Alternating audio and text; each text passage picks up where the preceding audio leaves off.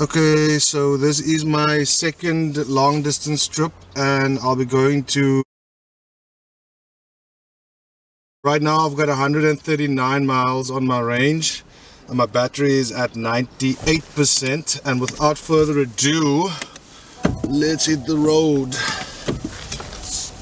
Okay, so we're on the motorway now and I am gonna gradually increase my speed. I guess I'm gonna try and ride above 50 miles per hour and just enjoy the ride with my dog here, Murphy, who's loving the fact that he's going to the beach.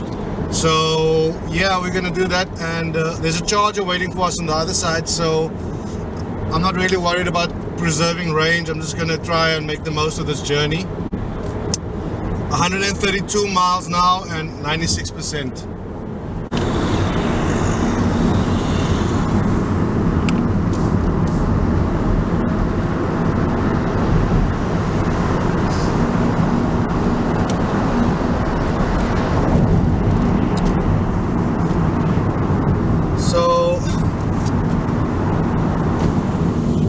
Basically, when I had a combustion motor, I used to love driving freeway and never used to ride local roads. But now that I have an EV, it's basically in my best interest to stay off the motorway. So driving the motorway is not really my favorite thing to do right now. But just for the heck of science, we'll do that. Right, Murphy?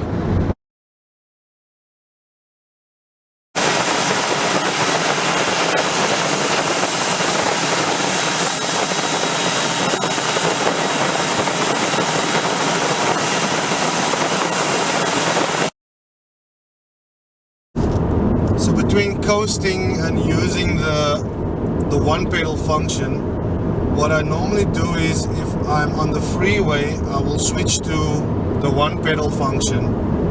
As soon as I'm taking it, the road takes like a decline, I will switch to coasting, and that generates more energy than using the one pedal function on a decline. On a decline, basically what happens is the one pedal function will start to slow the car down, and that's what you don't need. You want the car to be coasting downhill gradually and building up more energy. But on the freeway, I'll always switch to the one pedal function because it uses less of your power as you're going forward. And also in the city, because you're braking a lot, I'm not using my actual brakes. I have my hand on the one pedal function and I'll switch it on and off as I need to brake my vehicle.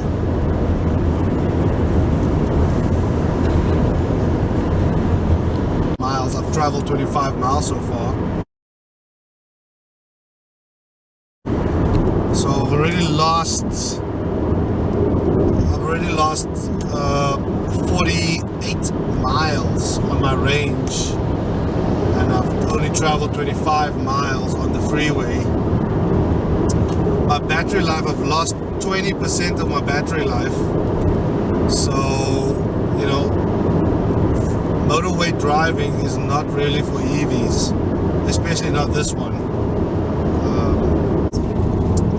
I'm almost at my destination.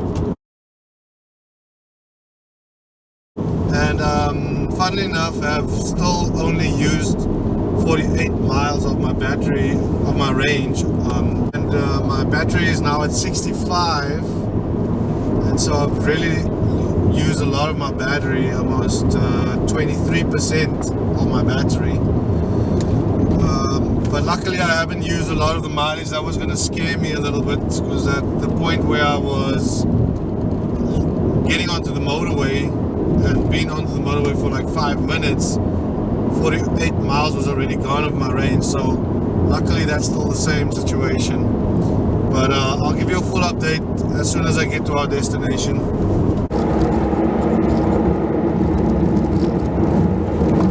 we've arrived at our destination, and actually we have gained a couple of miles, so we've only used 46 miles in total to actually get here, and our mileage is at 63, but I'm gonna get out, stretch my legs. Okay, so I arrived safely at my destination.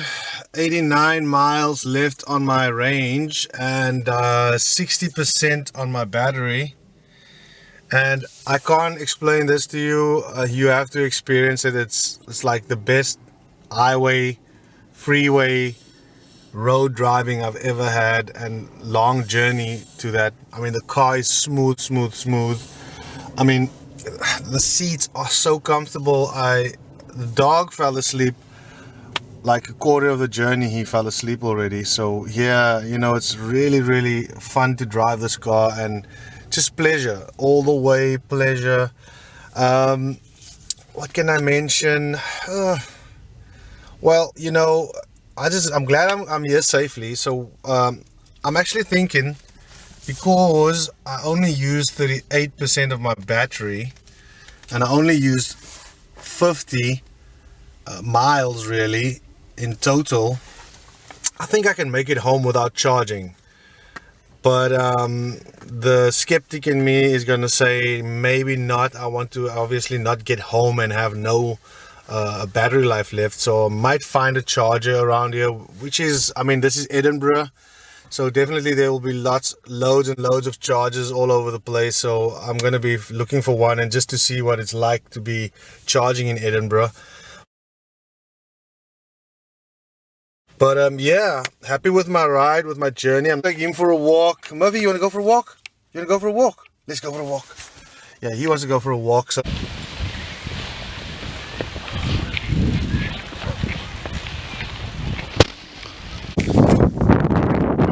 this is my location for the day, just to take a drive out to this causeway. It's the biggest causeway. It's in Crammond.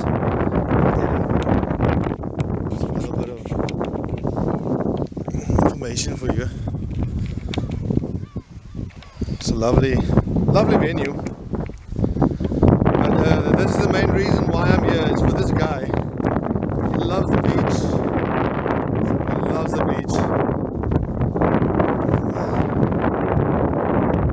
Yeah. See you guys when I get back on the road.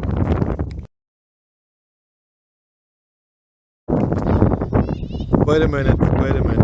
So basically that's the causeway right here.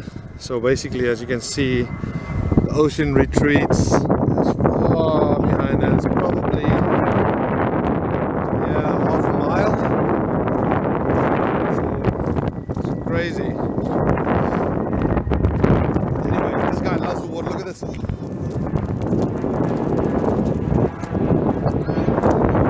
Loves the water.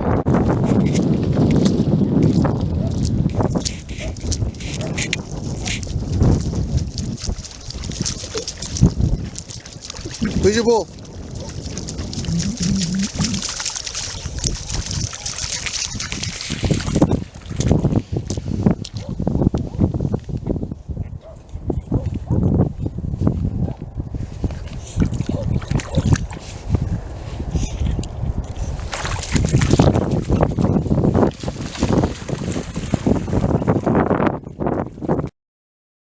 I'm not going to take the risk. I was tempted to take the risk and drive straight back to Glasgow without charging, but I'm actually going to go searching for a charger close by. And this is the lovely thing about the car, it does that itself. So here I've got a 1.6 miles away, I've got a leisure center, and there's a supercharger close by as well, 3.5 miles away. I might just take the closest one, which is this leisure center, and let's click on that one, and let's go. Please drive to highlighted route.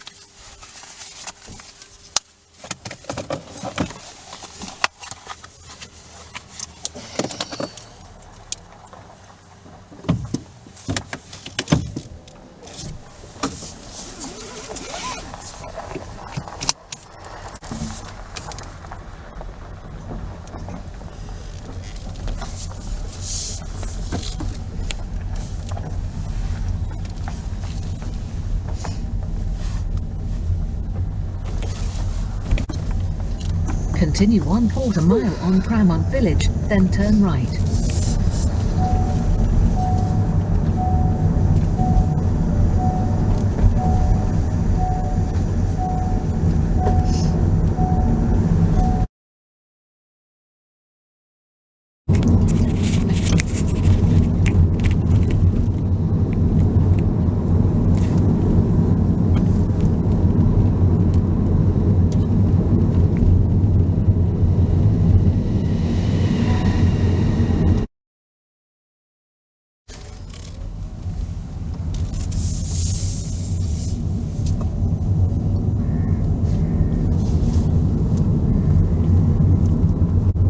Please drive to highlighted route.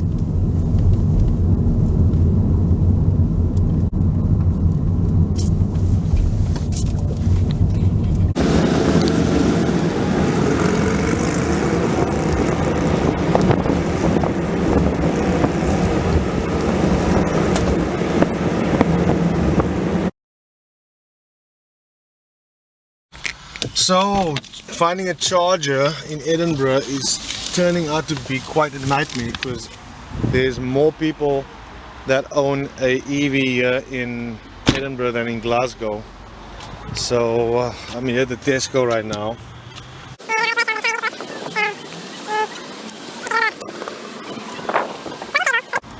Yeah, I'm gonna have to find another charger. Yeah, 78% on the range and 53% on the battery. I should be able to make it close to home, I guess. So I'm tempted to take the risk, but I'm also not tempted to do that. So I'm gonna go to one more charging place, and if I don't find anything, I'll let you know.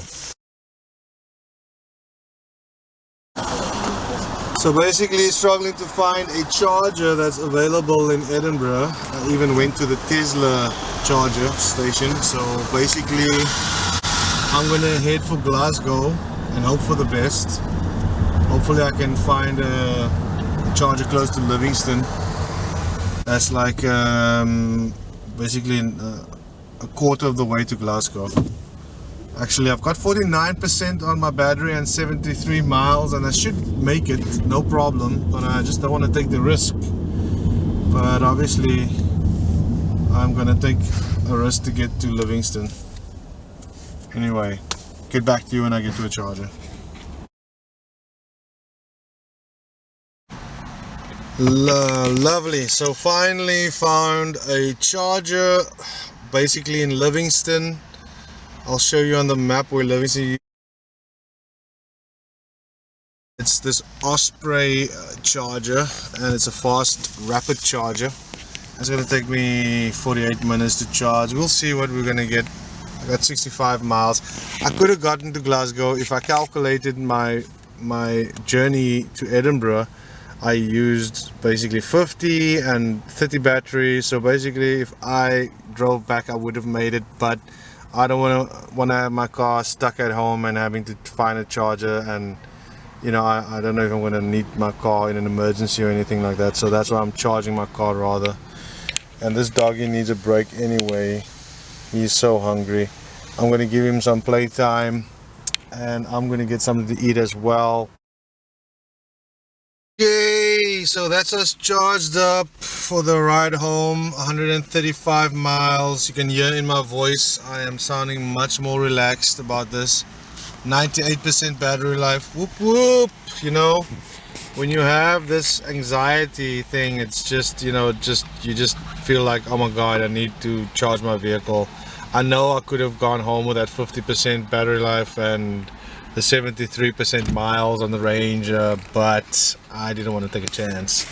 So now we're gonna hit the freeway back home, and we'll just do some short skits on the way home again. But I mean, obviously you know what it's gonna be like. It's the same like on the out. So yeah, if you live around Edinburgh, probably a good thing to know that, you know, the chargers are not available because there's so many people. I mean, the car, even the navigation sent me to a Tesla supercharger, and the Tesla guy was like, basically some of the cars charge, some of them don't. So when I tried mine, it wouldn't charge mine. So maybe yours will work at the Tesla dealer, you never know, but mine didn't work. So anyway, I was just really looking for a charger so badly that I just went there. But if I had a charger at my house or at my home and it was my own private charge, I wouldn't have these issues, obviously.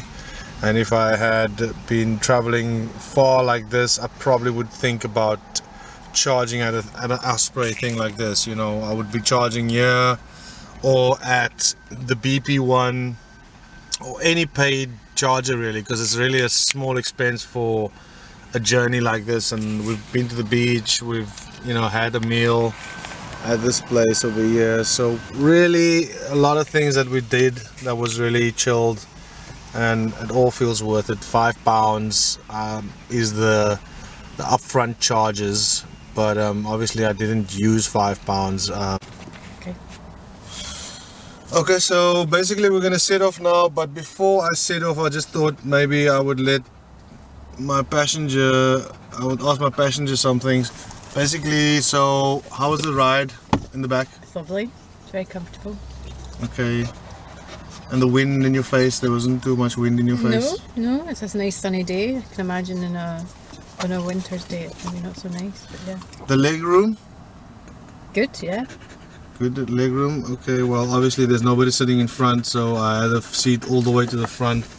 So if there was another tiny person in front, that would have been enough leg room for a tiny medium person. And then that's why you got enough leg room at the back. And charging? You got a charging port there? Check. Great stuff. Lights.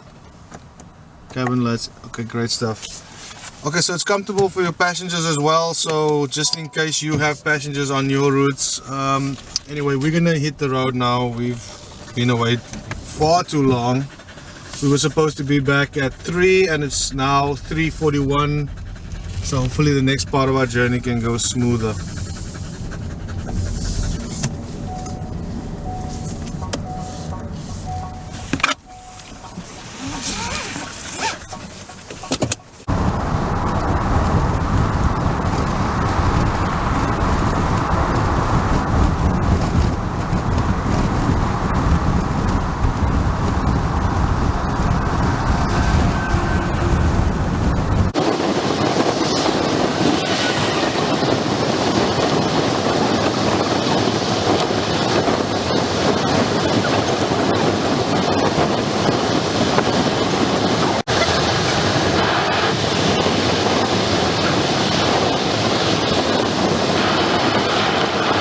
Yeah, so that's me, just got home, and that's 76% battery life and 107 range.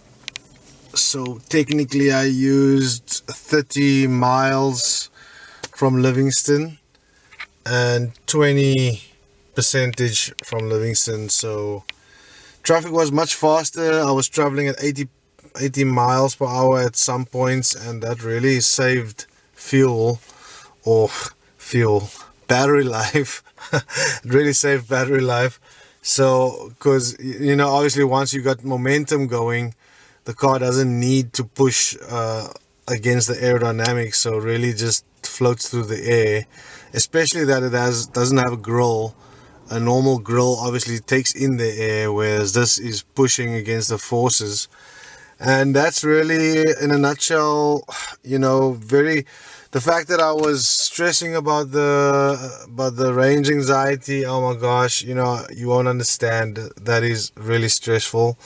So if you can plan your journey and find a charger, whether it's you know somebody in the area and you go charge at their home and you have dinner with them and you charge your vehicle while you're doing that, it's maybe a better choice for you than going to a public charge facility.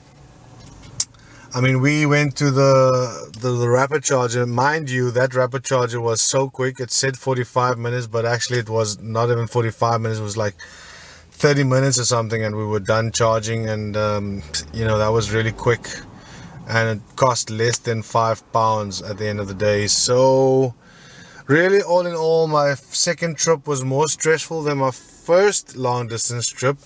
you can check that video out in the playlist. But this second one was more stressful just because I couldn't find a charger. So you know, Edinburgh, everybody, like, I saw more EVs on the road. Even more EV vans were on the road, which was really good to see. You know, Edinburgh always leading the pack, and yeah, lovely to see that. I hope you enjoyed my video, and stay tuned, and please subscribe. Please subscribe. Thank you. Thank you. Thank you. Thank you.